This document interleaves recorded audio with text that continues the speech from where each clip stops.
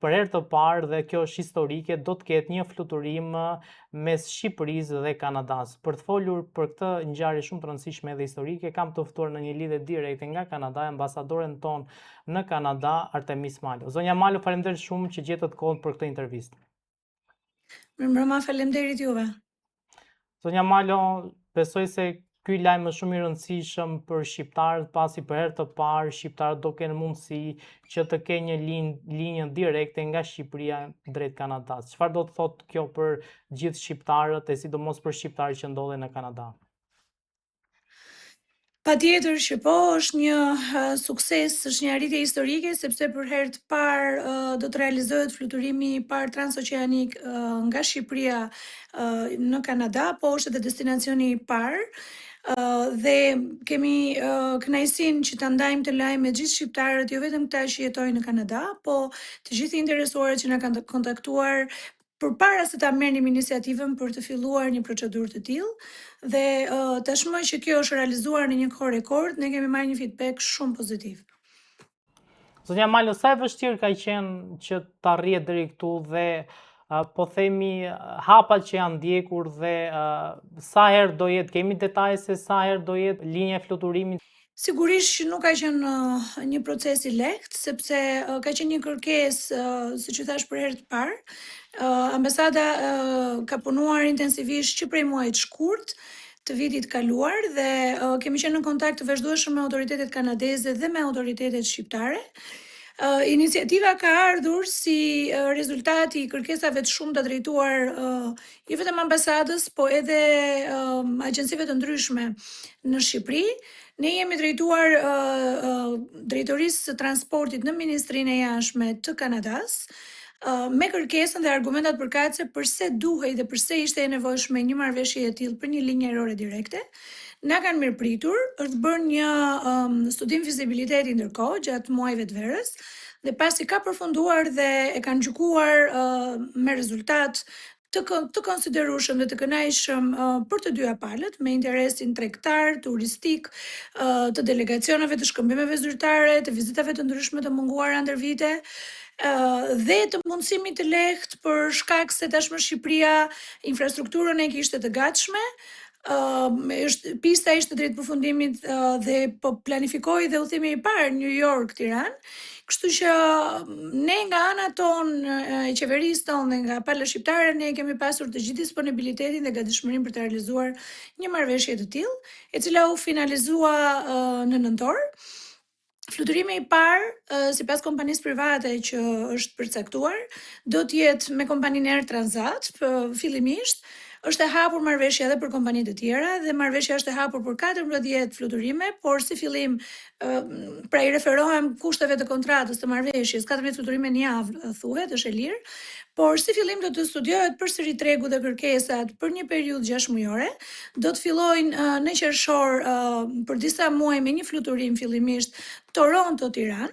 Dhe më pas, duke parë edhe interesin edhe sigurisht këto janë të detajet teknike të kompanive private dhe të autoriteteve të nivelit teknik. Por të dhënat që ne disponojmë nga gjithë aktorët që janë përfshirë në këtë proces, janë këto, dhe shpresojmë shumë që të ketë vijimësi përtej kontratës së parë, të ketë vijimësi edhe me qytete të tjera, edhe më shumë ditë të javës. Si përkthehet kjo tek shqiptarët të cilët ndodhen në Kanada, apo shqiptarët që janë në Shqipëri dhe kanë njerëz të afërm në Kanada, pra çfarë përfitojnë? Ne jo vetëm mesazhet që na kanë dërguar dhe kontakti që kemi pasur që ditën që u shpall mundësia e kësaj marrëveshje, fillimisht shqiptarët kanë qenë shumë skeptikë, duke e pabesueshme, e parealizueshme, sepse për sa kohë nuk ishte ndodhur dhe për sa kohë nuk ka dhe me shumë qytete të tjera europiane, kryeqytete, nuk ka linja direkte, e kanë quajtur të pamundur. Por aktualisht, kryesisht shqiptarët që jetojnë në Kanada e kanë mirëpritur dhe do të jetë një lehtësim shumë i madh për komunitetin këtu për të lehtësuar udhëtime direkte. Ne kemi marrë shumë urime dhe shumë falenderime ndërkohë dhe kjo na bën, na motivon që ne të vazhdojmë për të përmirësuar edhe më tej të gjitha procedurat edhe facilitetet që ne mund të kemi në dorë.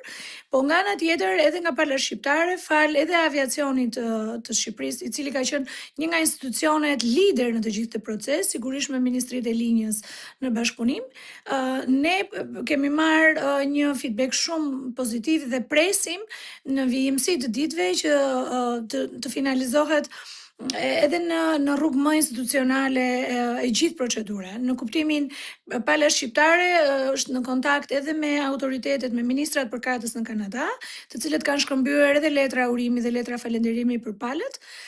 Dhe unë jam shumë besim plot se do të kemi këtë vit do të kemi edhe vizita zyrtare në Kanada nga qeveria shqiptare, të cilat i kanë munguar shumë marrëdhënieve tona diplomatike dhe ne jemi duke programuar disa agenda të nivelit lartë. Zonja Malus, si ndodhi që teksa shumë shqiptar prisnin që kishte një linjë direkte mes Shqipërisë dhe Shteteve të Bashkuara të Amerikës, u fut Kanadaja më përpara në realizimin e kësaj linje dhe kësaj marrëveshje? Besoj se shumë shpejt do lançohet edhe linja New York-Tiranë, këto janë detaje teknike. Ndoshta Kanadaja e ka realizuar pak më shpejt sepse linja e cila është në dispozicion nuk e ka opsionin business class, pra është një linjë rregullt ekonomike për pasagjer të një niveli ekonomik, që do të thotë që nuk e ofrojnë këtë si klasifikim, si filter në biletat e tyre, dhe ndoshta kjo ka lehtësuar pak dhe procedurën e një marrëveshje të nënshkruar më shpejt se sa me kompaninë e përzgjedhur nga pala amerikane. Por gjithsesi këto janë detaje krejt teknike, të cilat domethënë janë në nivelin më mikro të bashkëbisedimeve. Si është të punosh me shqiptar në Kanada dhe çfarë po themi vështirësish ka puna juaj atje? Për të gjithë shqiptarët e Kanadas që këtu kanë të paktën 2 ose 3 dekada. Kjo është një diasporë që nuk konsiderohet për Kanadan një diasporë e vjetër, sepse këtu Kanadaja si vend social është me një diversitet etnik shumë të madh, është e shumë ngjyrshme dhe si shtet social i mbështet shumë politikat e emigrimit edhe të etnive të ndryshme, por ajo që na lehtëson punën edhe na bën edhe më kompetent në kërkesat që ne kemi është niveli i lartë i integrimit të diasporës shqiptare në Kanada. Shqiptarët që jetojnë dhe aderojnë në këtë shtet janë të gjithë shumë të suksesshëm dhe po flas në një masë shumë të gjerë. Janë shqiptarë të cilët kanë hyrë me politika të rregullta migracioni, e më pas shumica prej tyre për shkak të profesioneve të larta që kanë bërë në Shqipëri janë detyruar të rishkollohen prapë në Kanada dhe të studiojnë përsëri nga e para. Dhe në vijim sot kemi një database profesionistësh shumë të pasur pothuajse në të gjitha sektorët, që ne jemi duke finalizuar regjistrin e profesionistëve në mënyrë të tillë që ta japim edhe në dispozicion të qeverisë shqiptare për bashkëpunime të mëtejshme. Ambasadore, keni një mesazh urimi për shqiptarët se jemi dhe në prag fund viti? Unë kam shumë mesazhe urimi sepse e para për shqiptarët e Shqipërisë, sepse duke qenë larg e ndjen më tepër mallin edhe nostalgjin për vendin, por sigurisht për shqiptarët të cilët këtu tashmë janë një familje e madhe për ne, uroj nga zemra që këto Krishtlindje të vinë të bardha dhe të mbara, të ketë më shumë paqe dhe dashuri në botë dhe të vijë një vit i ri 2026 më i buzëqeshur edhe më i qetë, po me shumë dritë dhe suksese se sa viti që po lëm pas. Gëzuar. Ambasadore, faleminderit shumë që gjetët kohë për këtë intervistë. Faleminderit ju, gjithë mirat.